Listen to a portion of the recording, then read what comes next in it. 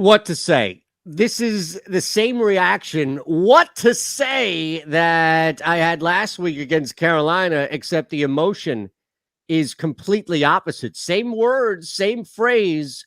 Oh my goodness.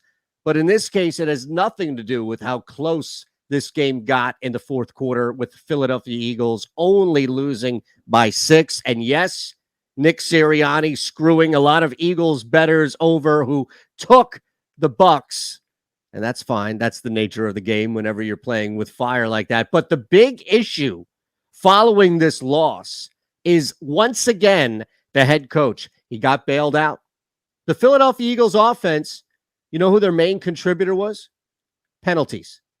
I don't know what number penalties wears. I don't know what jersey number. I don't even know what position penalties wears. But penalties was their big gainer. Yeah, Quez Watkins. You also had Devontae Smith disappear. Miles Sanders emerging late in the game. But everything was off. Everything just felt off. And this now, we're week 6. This is not week 1. This is not week 2. We're expecting some growth. We're expecting a football team to show signs of maturity, to show signs of growth, that you can learn from mistakes each and every week and look like you've improved. Doesn't mean that you have to win games. We said that right from the start. You go back and look at our early videos here on Philly Voice. Go back and see when we've talked about what it means to grow, what it means to evolve as a young football team. It means learning from your mistakes. How the hell is Jalen Hurts getting a fair shot, a fair look at the quarterback position when his head coach doesn't know what he's doing? Nick Sirianni doesn't look like he has any real concrete feel for the football game. And I don't know if he necessarily just grows into this, if this is just going to happen overnight. So really, what is this year all about? Who's really being tested this year? Is it Jalen Hurts or is it Nick Sirianni? And spare me with the, well, it's both, Shander. Because one is dragging down the other. One is holding back the other. That field goal, that attempt by Jake Elliott should never have happened. That was inexcusable. You're down 14 points. The field goal cuts it to 11. And here's the big reason why you don't move the ball that way trying to score. It's because you don't know if you're going to get back. What, are you just going to drop back and throw it up in the air to Jalen Reagor and hope that you get another penalty? They have not moved the ball consistently at all. It's why on the broadcast, the TV broadcast, Troy Aikman calling out that lack of punt by the Bucs and just going for it, saying instead, hey, if they punted the football, who knows? Because the Eagles haven't shown they can move the ball methodically down the field outside of penalties. Again, penalties, the big gainer right there. Jalen Hurts, not good. Not horrible, but not good. Not accurate. Rushing some throws, but able to make up for mistakes. Jalen Hurts was a C. C+. But let me tell you, Nick Sirianni, not good. This is not good. And he continues to show little feel for the game. That's going to be a major problem. That's going to be the undoing of this Philadelphia Eagles team without question. Nick Sirianni was more than just going for that field goal. It was, what are you doing? Where is the creativity? Why is the play-by-play and color guys both? Why are they calling you out for just not doing anything? It's this meme where you have the guy with the stick. Just go ahead, do something. My goodness, just do something, will you? And I'm not upset that they lost the football game. I'm upset because they never were in this game. And it's not because or due to a lack of talent. It just looks like, once again, we're talking about a team that outside of week 1 against the Atlanta Falcons looks like they just haven't prepared. And I don't know how that happens. And yes, I'm frustrated that Devontae Smith disappeared. And yes, I'm frustrated that for some bizarre, odd reason, it took being down 14 points in the fourth quarter just to hand the ball over to a playmaker and Miles Sanders. And let's not get it twisted, folks. These were straight up runs. It was just a run, a handoff. Wasn't anything exotic. Wasn't anything crazy. Wasn't anything fancy. It was just a handoff. That was it. Please. This is beyond frustrating right now because there is no growth whatsoever. Carolina, they get a win. Tampa at home, they do not. But they're close, and they fought back, and they clawed back. And you know what? Once again now, Nick Sirianni gets bailed out. And that's maybe a major contributing factor to why this team looks lost in the first half for more weeks than not. Three big takeaways from Thursday night football. Biggest one is the head coach. The head coach is an offensive mind. The head coach was brought here.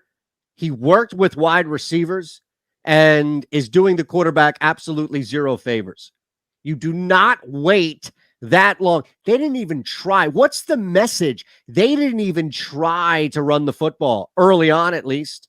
It's almost as if Sirianni was turning on WIP and listening to some radio host yell and scream about how there's no shot whatsoever the Philadelphia Eagles can run the football against that front. So throw. Oh, yeah, you know what? That's right. I understand what John from Kensington's saying. He's making a valid point. Let's build our game plan around that. Here's the thing. It looks like that. Don't blame me. It looks like that each and every week. I'm not trying to make a joke. I'm trying to put this in context of how bad, realistically bad it looks. And the only answer that I can come up with as far as why Nick Sirianni is just insisting on bubble wrapping and training wheels the helling up of Jalen Hurts is because he doesn't have any confidence in him. But that doesn't sound right. In fact, it's the opposite. He has all the confidence in the world in Jalen Hurts. Jalen Hurts is essentially running this offense. Jalen Hurts is running the RPOs. Jalen Hurts is their leading rusher.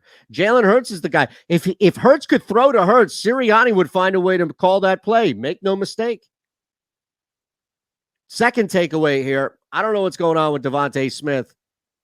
I'm not concerned to the point where, oh my goodness, what's going on with Devontae Smith, but it's not good when you have a talent like that who disappears against that Bucs secondary.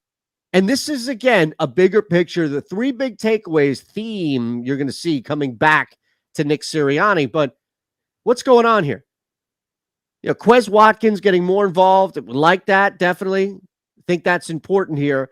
But even still, Zach Ertz, the only guy with more than 3 catches. Watkins with those 3 grabs. He had that big one for 24. That's it. Jalen Reagor, okay, 2 big flags downfield, which was great for anybody who bet the under 38 and 39.5 receiving yards for Reagor. But beyond that, it's just the wide receiver position seems lost. The wide receiver position seems like it just disappears at times. The position that the head coach was working with hands-on in his previous location at times looks like a squad, a unit with nowhere near the level of talent and speed that it has. Look, Devontae Smith shouldn't be disappearing like that. 1 catch for 25 yards and then a 6-yard gain. That's it. That's it.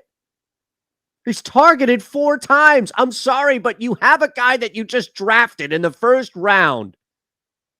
He should be targeted 8 or 9 times against that secondary. I don't know what the hell's going on, but that feeds into this bizarre frustration. Third takeaway, and it's just something as a whole here that I think is worth mentioning. Not going to get on Jake Elliott for missing that field goal. It's Tom Brady. It's a short week. It's really hard to extrapolate much as any long-standing or any barometer for what's going to happen moving forward. But Jalen Hurts, it's not anything with Hurts on the field. He's not going to make it, folks. He's not physically going to make it to the end of the year. This is ridiculous. The amount of hits, the amount of contact, the amount of physical pads on pads that Jalen Hurts receives each and every week because they can't find a way to run the football any other way than Jalen Hurts. And the offense really isn't creative enough. So stuff breaks down and he has to run. Or as we saw, a bunch of backup offensive linemen going up against a ridiculous front, giving up some pressure. Guys in Hurts' face all the time. And he's either hit, sacked, or has to run for his life. Multiple scenarios factoring in. That's not just the offensive line. But that's maddening. I mean, it's frustrating on the floor. It's infuriating at the ceiling because all of the work that Jalen Hurts is asked to do is essentially a Band-Aid that they keep reapplying each and every week to make up for Nick Sirianni's faults. And that third takeaway is the health of Jalen Hurts. I don't think he's going to make it. Here's the good news. The Philadelphia Eagles get some extra time to reflect and self-scout. Although, what the hell have they been doing this whole time? Not really adjusting or making any changes with the self-scouting. So I don't know what they're going to do. I don't know how they're going to spend their time off on Sunday, but I imagine guys are going to get right back to Nick Sirianni's house. He's going to order some pizza. They're going to break down a ton of film, and great, rightfully so. I didn't even hit the pandering or anything with the Sixers stuff. This is all about moving forward. And the best thing possible for the Philadelphia Eagles is going up against a team that's in even more disarray than they are. Eagles' problems are all on the field. Raiders' problems off the field. Raiders aren't that good of a football team either. Now, they're not horrific.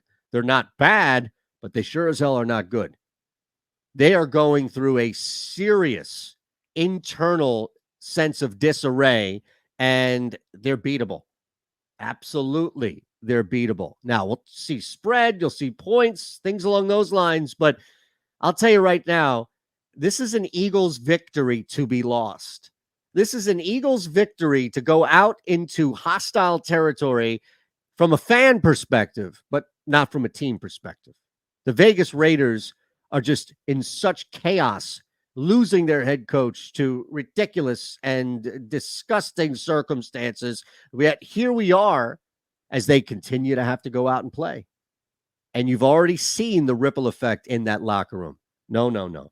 I understand they have to play a game before the following week, but this is it, the unraveling of the Las Vegas Raiders, and a perfect time for the Philadelphia Eagles to at least get back on track. They don't need to turn this around, but they at least need to get back on track, and it happens next week against the Raiders.